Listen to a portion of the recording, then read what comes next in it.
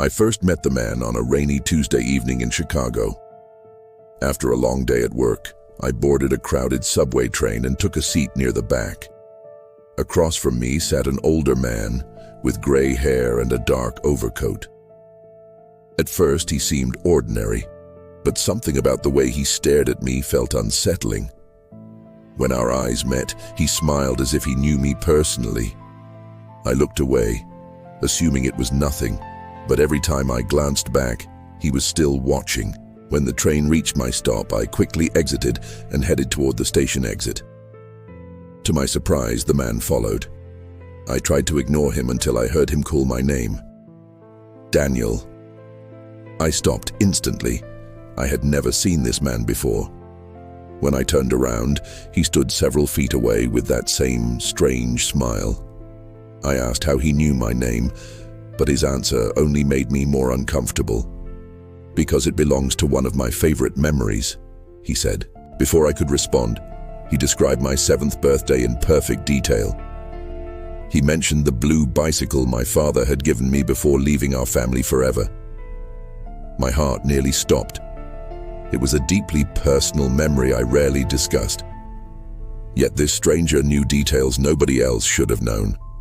He spoke calmly, almost casually, as though he were recalling an event he had personally witnessed. I demanded to know who he was. The man introduced himself as Elias Mercer and claimed something so absurd that I almost laughed. He said he owned my memories, not metaphorically, not as a joke. He insisted that memories could be bought, sold, and possessed like property. I assumed he was mentally unstable until he began revealing more details from my life. He described my first kiss, childhood fears, private conversations, and moments I had never shared with anyone. Terrified, I left as quickly as possible and rushed home. The entire encounter felt impossible. I spent the evening trying to rationalize what had happened. Maybe he had somehow researched me. Maybe he was running an elaborate scam.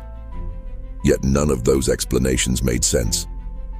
Eventually, exhaustion forced me to bed, though sleep never truly came. Every time I closed my eyes, I saw his smile and heard his voice repeating the same words.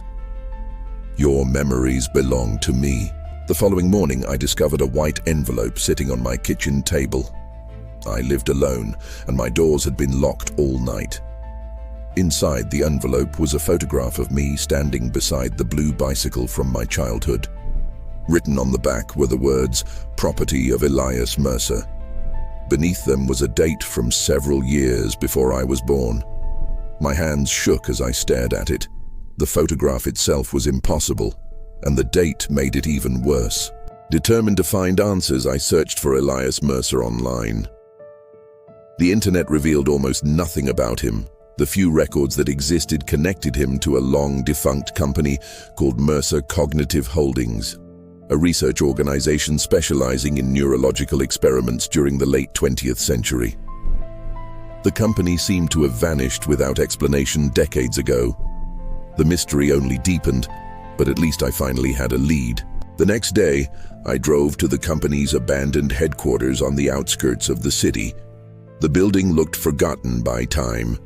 Broken windows lined the walls, weeds pushed through cracked pavement, and rust covered every metal surface.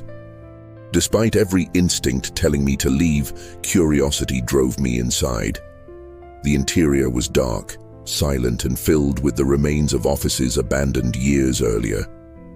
After searching for nearly an hour, I discovered a file room hidden deep within the building. Dust-covered cabinets filled the space.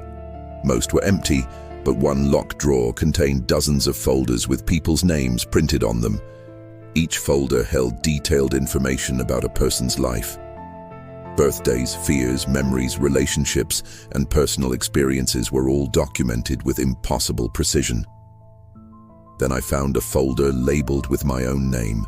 The file contained records of events from my entire life. Every important memory was listed in perfect detail. Near the end was a document marked Memory Asset Status. Underneath it were the words, "Active ownership retained by Elias Mercer." Before I could fully process what I was reading, footsteps echoed through the room. I turned and saw Mercer standing in the doorway as though he had been expecting me. Mercer calmly explained that his company had spent decades researching human memory. According to him, memories were not merely electrical signals in the brain. They were unique forms of information that could be extracted, transferred, stored, and eventually owned. His company had developed technology capable of collecting memories from people without their knowledge. Most experiments had failed. Some subjects lost their identities entirely. Others became mentally unstable. Then Mercer revealed something far more disturbing. He claimed I was not one of the subjects. I was the experiment itself. Long before my birth, Mercer had begun transferring pieces of his own consciousness into an artificial memory framework. Over time, those memories were implanted into a developing human mind. That human mind was mine. According to him, portions of my life actually belonged to him because they originated from his experiences. I refused to believe him until he showed me evidence. Hidden within the building was an underground laboratory powered by backup generators. There, Mercer activated old computer systems containing video recordings from decades earlier. The footage showed him participating in experiments involving memory extraction and transfer. More shocking was the presence of memories I somehow recognized despite never experiencing them. They felt familiar in a way I couldn't explain. As days passed, Mercer continued sharing information. The more he revealed, the more cracks appeared in my understanding of reality. Certain childhood memories suddenly felt artificial. Some faces became blurry when I tried to remember them. Events I had believed happened to me seemed strangely detached, as though I had watched them rather than lived them. My sense of identity slowly began to unravel. Eventually, Mercer confessed the truth. He was dying. The technology that preserved fragments of his consciousness was failing. For decades, he had monitored me because I carried the largest surviving collection of his memories. He believed those memories legally and morally belonged to him. Now that he was nearing death, he wanted them returned.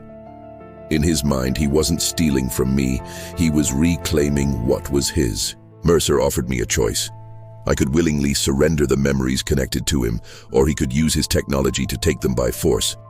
If I agreed, I would lose significant portions of my past. Entire years could disappear. Relationships might become meaningless. Experiences that shaped who I was could vanish forever. Yet if I refused, Mercer warned that the extraction process could destroy my mind completely. Desperate for answers, I investigated the remaining records myself. What I discovered changed everything. Mercer had lied. The memories were no longer his. Over decades, they had merged with my own experiences, evolving into something entirely new. They were no longer copies. They had become part of me. The distinction between his identity and mine had disappeared long ago. Separating them would destroy us both. When I confronted him, Mercer reacted with anger for the first time. He insisted that ownership could not change simply because time had passed.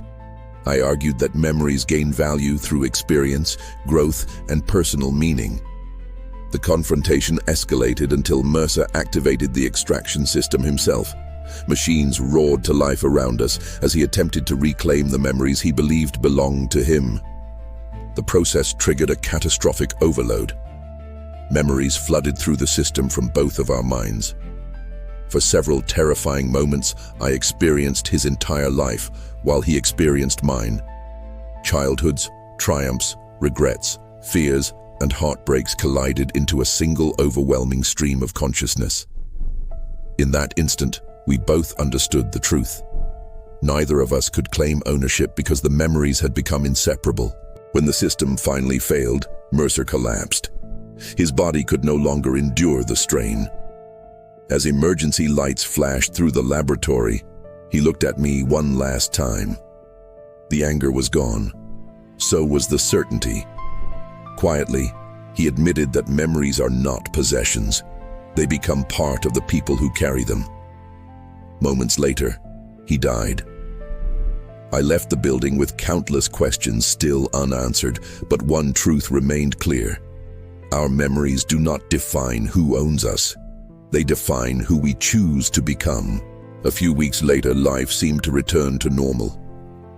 Mercer was gone, the laboratory had been destroyed, and I tried to move on. But strange things began happening. I started remembering events that had never occurred in my life, places I had never visited, conversations I had never had, and faces I had never met. At first, I dismissed them as dreams. Then one night, while looking through old family photographs, I noticed something that made my blood run cold. Standing in the background of a picture taken when I was 8 years old was Elias Mercer. I checked another photo from my high school graduation. He was there too, then another and another. Somehow, he appeared in photographs from every stage of my life, always watching from a distance. Trembling, I rushed to the bathroom and looked into the mirror. For a moment, everything seemed normal. Then the reflection smiled. I didn't. And in that horrifying instant, I realized Mercer had never wanted his memories back. He wanted a way to survive.